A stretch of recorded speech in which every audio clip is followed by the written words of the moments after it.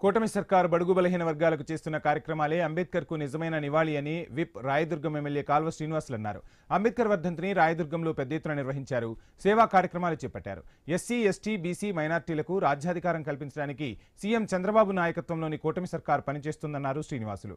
పెన్షన్ల పెంపుతో పాటు పేదలకు అండగా నిలుస్తున్నారని గుర్తు చేశారు.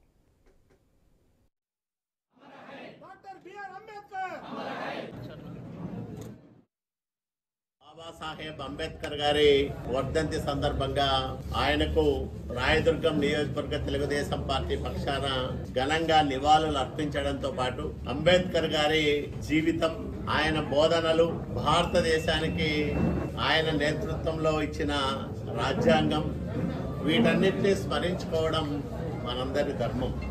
బడుగు బలహీన వర్గాలకు రాజ్యాధికారంలో భాగం కల్పించడానికి ఆ మహానుభావుడు చూపిన మార్గంలో ఆంధ్రప్రదేశ్ రాష్ట్రంలో చంద్రబాబు నాయుడు గారి నాయకత్వంలో పనిచేస్తున్న కూటమి ప్రభుత్వం బలహీన వర్గాల పట్ల, దళితులు, మైనార్టీలు, బీసీలు వీళ్ళందరి బాగు కోసం అనేక